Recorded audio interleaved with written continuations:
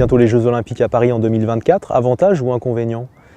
Moi j'ai toujours pensé, j'ai toujours valorisé l'organisation de compétitions en France ou dans le pays hôte finalement, parce que justement c'est l'occasion de se transcender, c'est une motivation supplémentaire et non pas un poids ou un stress. Mais c'est simplement la possibilité de quoi de mieux que de gagner à domicile. Complètement, ça ne peut être qu'un avantage. C'est une énergie, c'est une mobilisation de tous, d'un pays entier autour de ces sportifs. C'est une préparation qui va être certainement accrue par rapport à des JO qui se passeraient à l'étranger, parce qu'il faut des résultats. Et c'est donc certainement un avantage qui va faire avancer le sport français et le golf français aussi. Donc pour moi, ça n'est absolument, voilà, ce ne sont que des avantages, bien sûr. Alors comment tu prépares tes sportifs à une échéance par exemple en France, ou vraiment est-ce qu'il y a une stratégie particulière par rapport à ça?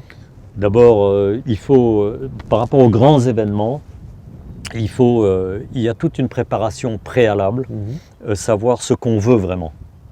Est-ce qu'on veut vraiment être un champion? Est-ce qu'on veut participer? Est-ce qu'on anticipe sur cette capacité à accepter d'être au devant de la scène, accepter de pouvoir être un grand champion, accepter de gagner? Je sais qu'on ne maîtrise pas la victoire, mais se préparer à l'idée. Il y a des joueurs qui te disent « j'ai envie » ou « je voudrais ». Mais est-ce qu'ils sont prêts? Est-ce qu'ils sont prêts à payer le prix, c'est-à-dire à faire l'effort, à travailler dur et à repousser leurs limites tous les jours? C'est l'objectif final, c'est la victoire. Donc il y a une place et il faut la prendre. Il faut la prendre dans sa tête tous les jours à l'entraînement.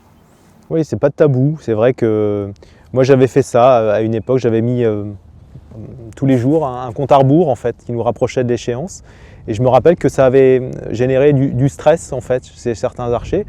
Et on avait eu ce débat-là en disant mais c'est se voiler la face. On sait très bien que les Jeux Olympiques c'est dans 360 jours et quand tu passes la porte, c'est encore une fois de l'énergie supplémentaire pour me dire ça y est, un jour de plus dans ma préparation, dans cette quête pour arriver à cet objectif, et non pas un stress en disant oulala, ça y est, de moins en moins de jours où je me rapproche de l'échéance. Et finalement, au bout d'un moment, c'est quelque chose qui est rentré dans l'ordre et ça avait créé, je dirais, une dynamique plutôt positive, alors qu'effectivement, ça pouvait peut-être paraître pesant que de tous les jours rappeler qu'il nous restait plus que tant de jours. Bien sûr, je crois qu'il faut de grandes ambitions et de grands objectifs. Cette situation, je l'ai vécue avec un joueur qui s'appelle Grégory Bourdi, il y a 2 ans aux Jeux de Rio.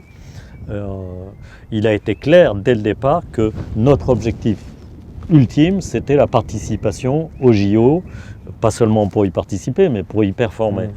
On s'est préparé 1 an à l'avance uniquement dans cet objectif. Donc il n'y avait pas de tabou, donc ça s'est fait tout naturellement, sans stress.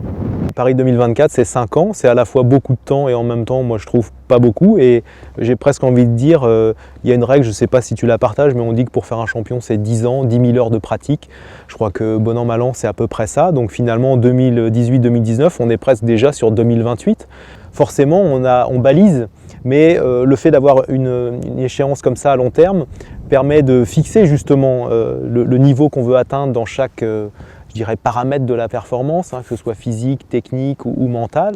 Et puis de se dire, avant, nous on a un championnat du monde tous les 2 ans, un championnat d'Europe en alternance, et que on sait que pour réussir ces Jeux Olympiques, il faudra participer, réussir ces grosses échéances au préalable pour être le mieux préparé le jour J, sachant qu'effectivement, le jour J, ça sera une compétition complètement différente. Mais c'est ça qui permet, comme tu disais encore une fois, de baliser les objectifs, cette carotte à long terme là, et puis tout le chemin, et c'est ça qui est passionnant comme entraîneur aussi, c'est de travailler avec quelqu'un de tout jeune et de l'aider à se construire par rapport à cet objectif à long terme, avec toutes les échéances qui peuvent être balisées au préalable. Oui, bien sûr. La démarche ne se fait pas sans objectif. C'est d'abord l'objectif qui fait la démarche. Et cet objectif des JO est un immense objectif, en France, formidable, mobilisateur. Il faut s'y préparer tout de suite. Pas de temps à perdre.